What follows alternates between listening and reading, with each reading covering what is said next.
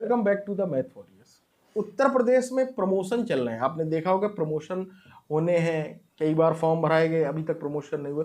तो उस पर एक मद्रास हाई कोर्ट की तरफ से बहुत बड़ा वर्डिक्ट आया, जो मैं आपको क्लियर कर दूं। कल को ये धीरे धीरे सुप्रीम कोर्ट में चीजें पहुंच रही, सुप्रीम कोर्ट में पहुंचेगी। और मुझे जो लग रहा है कि सुप्रीम कोर्ट से भी वर्डिक्ट यही है ना, समझते हैं क्या कुछ है।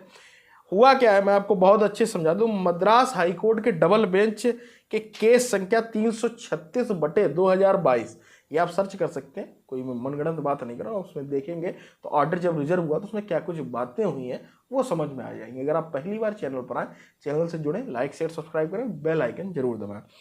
अनुसार एनसीटी ने प्रमोशन की गाइडलाइन हेतु स्पष्टीकरण, एनसीटी अब स्पष्टीकरण, और एनसीटी जब से सुप्रीम कोर्ट से लताड़े गए हैं तब से बिल्कुल बैक स्टेप पे है, ठीक है, हर एक चीज में, चाहे वो ब्रिज कोर्स का हो चाहे किसी का हो। तो उन्होंने साफ साफ कहा, जिसमें कहा गया कि आपकी नियुक्ति किसी भी समय अर्थात 23 अगस्त 2010 के पहले की भी है तो आपको प्रमोशन हेतु टीटी की अनिवार्यता है। अर्थात जो टीचर एलिजिबिलिटी टेस्ट नहीं पास किए हैं तो उनके लिए दिक्कत होनी, वो प्रमोशन नहीं हो सकते। जैसे पहले था कि आपकी सीनियर है तो आपका प्रमोशन पहले होगा।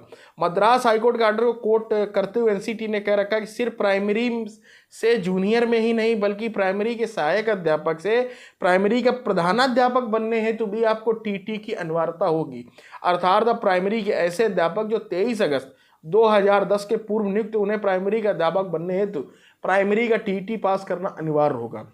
साथ ही यदि आप प्राथमिक सहायक से जूनियर सहायक पर जाना चाहते, मतलब प्रमोशन होकर सपोज दैट, तो आपको जूनियर की टीटी पास करनी होगी, भले ही आपकी नियुक्ति 23 अगस्त 2010 के पहले की हो। इस प्रकार मद्रास हाईकोर्ट और एनसीटी के क्लेरिफिकेशन के बाद उत्तर प्रदेश के बेसिक शिक्षा परिषद के अंतर्गत होने वाले प्रमोशन में एक नया मोड़ आ गया है। मामला सुप्रीम कोर्ट में जाने की उम्मीद है, जिसमें प्रमोशन प्रक्रिया पर लंबे ब्रेक लगने की संभावना है, किंतु सुप्रीम कोर्ट से भी किसी प्रकार की छूट मिलने की संभावना कम है। अब यह मानकर चलिए कि जो प्रमोशन होंगे उसमें टीचर एलिजिबिलिटी टेस्ट अनिवार्य होगा, चाहे वो जूनियर बेसिक में प्रमोशन हो या सीनियर बेसिक में प्रमोशन हो, टीटी पास करना अनिवार्य है। ये चीजें निकल कर आ रही। अभी भी सीटेट का फॉर्म चल रहा है। जो टीचर्स बहुत पुराने हो, 2010 के पहले हों और उन्होंने पास ना की, तो मेरा यही मानना, थोड़ा बहुत पढ़ लें, सीटेट डालें, एग्जाम देते रहें, क्या पता किसी में आपके 90 नंबर आ जाए और आपका काम बन जाए, ठीक है। तो आप ये समझिए, अगर कोर्ट में गया मद्रास हाईकोर्ट से सुप्रीम कोर्ट से एक बार वर्डिक्ट आएगा, फिर वो फल। इसमें एनसीटी खुद बैक स्टेप पर है। एनसीटी ने खुद कहा है कि मैं ये कह रहा हूं, तब एनसीटी से बड़ी कोई गाइडलाइन है नहीं टीचर के लिए। उम्मीद करता हूं मेरी बातों को आप बहुत ही अच्छे से समझ गए और जुड़ गए किससे, मैथ वॉरियर्स। मिलते हैं अगली वीडियो में। Till then take care, bye bye.